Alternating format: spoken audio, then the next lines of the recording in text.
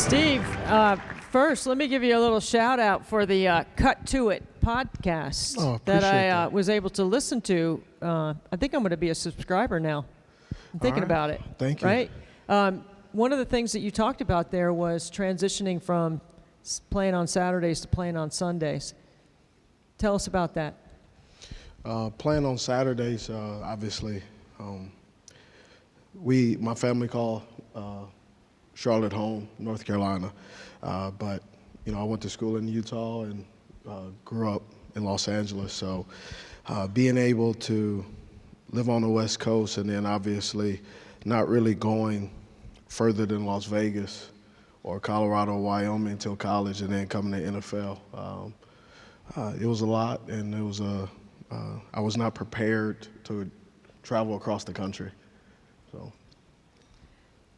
No one in the Panthers franchise history has done this. You're the career leader in touchdowns, career leader in receptions, career leader in receiving yards. Anybody going to be able to bust that this year? The truth is, you want to say the competitiveness. You want to say no, but as you watch football and you see it, obviously, with Coach Canales, you see what he was able to do with miracles with their quarterback in Tampa Bay. I would say, if he continues to do what he's doing, I would imagine that my records probably will be broken, and sounds like, and by meeting him, sounds like it's probably going to happen because he's a pretty smart. Coach Carroll said he's pretty smart, so I did my research on Coach Canales. So I know you put your NFL Network analyst hat on right there. I like it. So 16 years in the NFL, and you talked about all the places that you had been. That's a tough journey. Like, it's tough to play 16 years in the NFL. How'd you do it? One, I did it. I didn't do it by myself. I did it with a lot of help. I remember there was a defensive coordinator who's the head coach at University of Utah, Kyle Whittingham, and he was very intentional on trying to stop me in practice. I had seen linebackers line up on top of me in practice and then a corner. So he had taught me when I first got to Utah that I need to be able to earn the play. And then more than anything is Coach Fred Graves recruited me out of Los Angeles, dealt with me, put out a lot of fires for me. Guided me, was a huge father figure, and then my agent, Derek Fox, who I had the same agent for a number of years throughout my career. But I think the biggest thing that I dealt with and what made, what Jim Nantz said was pretty impressive is he wanted all these athletes have this narrative. And I never really, I shared this with my wife the other day, but I never really was able to put words to it. But for me as an athlete growing up in Los Angeles, the narrative that always went through my head was I was insignificant, that I was never good enough.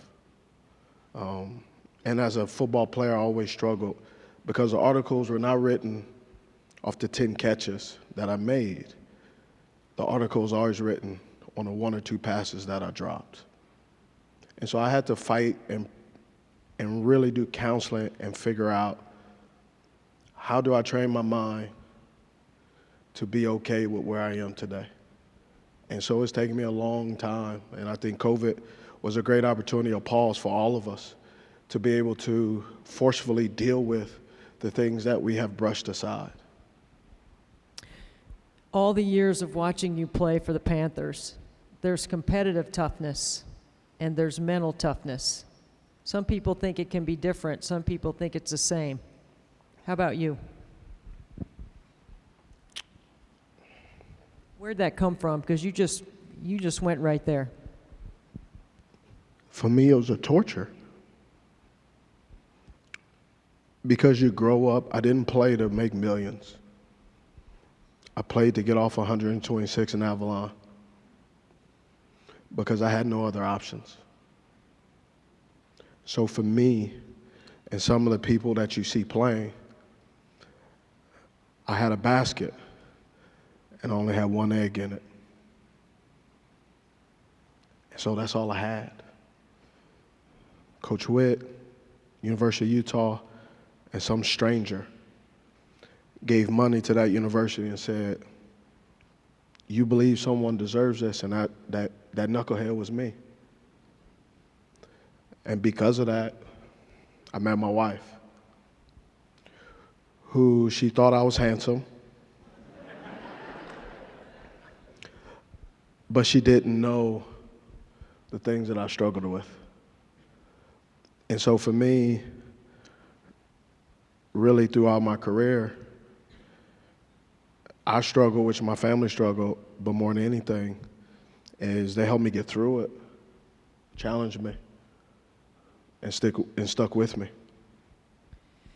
Through all that, the setbacks, the comebacks, the challenges that you dealt with internally, but you were always intrinsically motivated, and you were twice NFL Man of the Year. That's impressive. Yeah.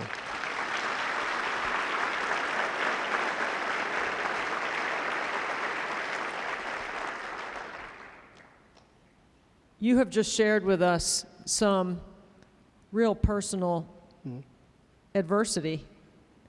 This is supposed to be a celebration, Steve. This is supposed to be a place where we talk about the records and the numbers, but you've gone deeper and shared with us something that's going to motivate everyone that leaves here tonight. If you were going to empower every single person in this room with your message and advice, based on all of your experience, what would it be? I think more than anything, before you jump to a conclusion, I think ask the question why. I've responded a number of ways that I regret, but at times I think people haven't asked, why did he, or why did she, or what was she or he feeling in that moment? And, obviously not everybody has the capacity and the ability in that moment to process it. But I think sometimes we can quickly diagnose, but we don't always ask the question. I see your servant heart all over you. Who do you want to thank tonight? Well, I know there's people in here that I've seen and not seen, and there's strangers that I've met and not met. But one, I'll start off with Ricky Pro, Schlick Rick. He was a teammate. We picked him up in Carolina, and Ricky taught me how to play ball at the professional level mentally. He always told me, he said the first play sets up the last play. Also, one thing, my big brother, Musain Muhammad, because Musain kind of challenged me. And his challenge in a good way made me want to start to create records. And then Mark Richardson, who represents, obviously, Mr. Richardson.